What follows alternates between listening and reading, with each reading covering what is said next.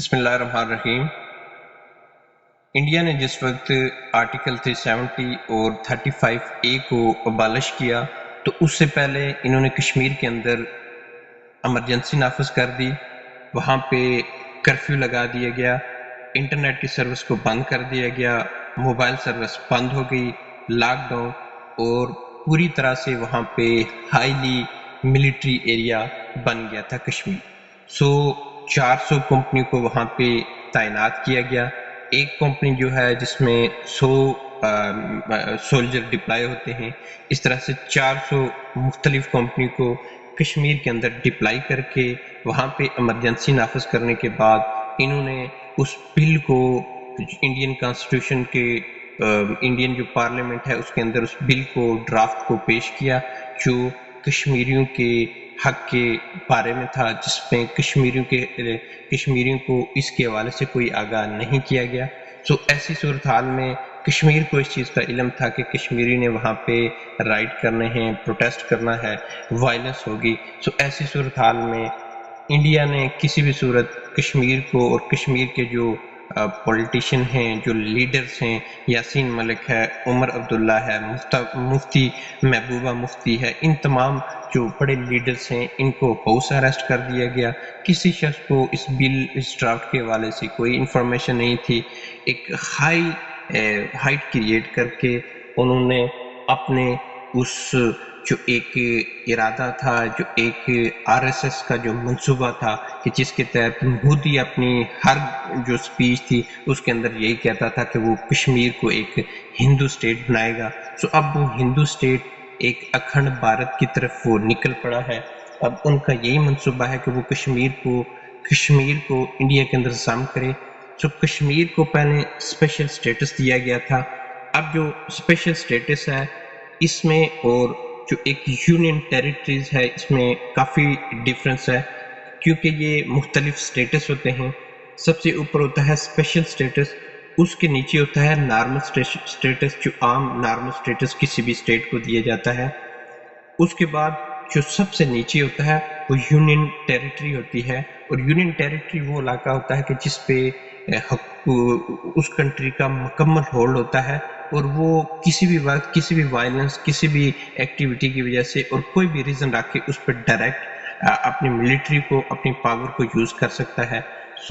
ایسا اس لیے کیا گیا کہ ایک ایسا قانون بنایا گیا کہ یہ ایک یونین ٹیریٹری ہے، اس پہ پورا فوکس اور پوری نظر رکھنے کے لیے انڈیا نے اب اس کو یونین ٹیریٹری کا ایک نام دیا۔ اب کشمیر اور لداخ، اب ان کو 2 سیپریٹ یونین ٹیریٹریز کر دیا گیا۔ Jammu and Kashmir union territory and Ladakh union territory.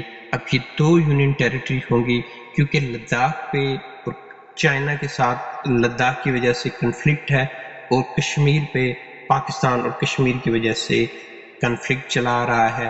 اس لیے ان دونوں کو یونین ٹیریٹری کر کے اس نے اپنا پورا فوکس ان 2 یونین ٹیریٹری پہ کر لیا ہے۔ یہاں پہ کشمیریوں کو پوری طرح سے تمام سہولیات سے محروم کر دیا گیا، اور یہ کہا گیا کہ وہ اس لیے یہ کر رہے ہیں کہ وہ کشمیر کے اندر اکنامک ڈیولپمنٹ لانا چاہتے ہیں۔ وہ کشمیر اور انڈیا کو جو ہے وہ یونٹی قائم کرنا چاہتے ہیں۔ کشمیر اور انڈیا کے اندر ایک قانون بنانا چاہتے ہیں۔ وہ کہتے ہیں کہ کشمیر اور انڈیا کے اندر ایک قانون ہو، ایک کلچر ہو، اور ان دونوں کا جو آپس میں ایک سٹیٹس والا سسٹم تھا وہ ختم کر کے اس کو اب انڈیا کے ساتھ جوائن کیا گیا۔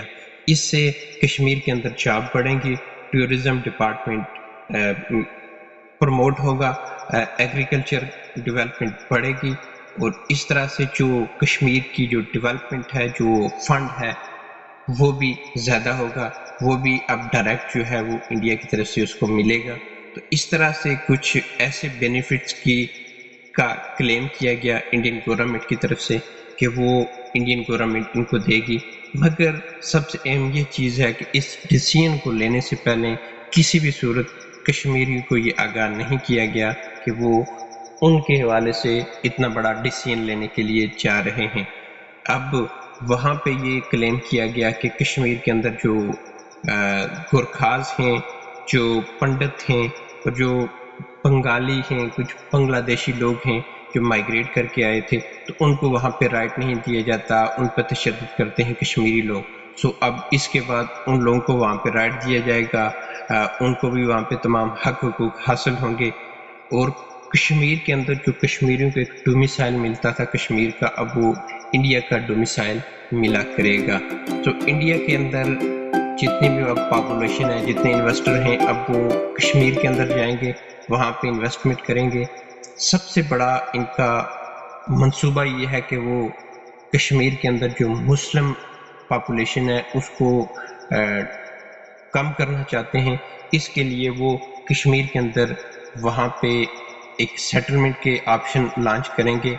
لوگوں کو وہاں پہ انویسٹمنٹ، ٹورزم، ایگریکلچر، مختلف ڈپارٹمنٹ کی طرف لے کے جائیں گے، جس میں ہندو، RSS اور کچھ دیگر جو بڑی بڑی انٹیلیجنس ہیں، راہ ہیں، یہ ان میں انوالو ہوں گی.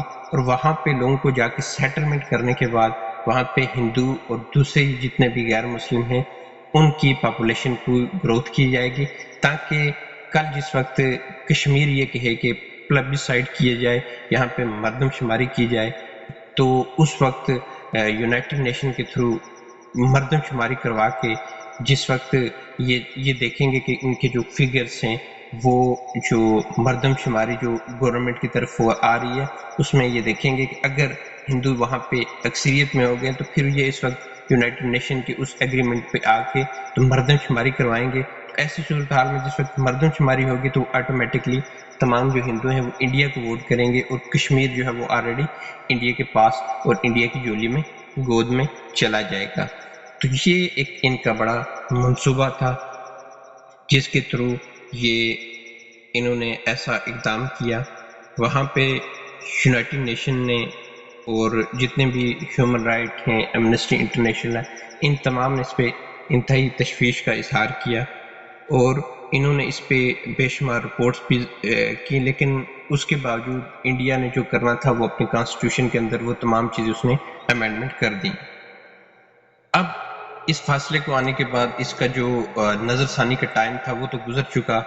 اس دوران بھی اپلیکیشن فائل ہوئی. 5 ججز کا ایک بینچ ہے جن کے پاس یہ اپلیکیشن ہے، اور 23 پٹیشن ہیں اس والے سے کہ جو آرٹیکل 370 اور 35A کو ختم کیا گیا. سو سپریم کورٹ میں یہ کیس ابھی تک چل رہا ہے. مختلف جو لوگ ہیں وہ اس کو پرسیو کر رہے ہیں. تو اس میں کافی جو ہے نا جتنے بھی مسلم کمیونٹی ہے کشمیر کی وہ اس میں فریق ہے. تو یہ کیس ابھی پینڈنگ ہے سپریم کورٹ آف انڈیا کے پاس.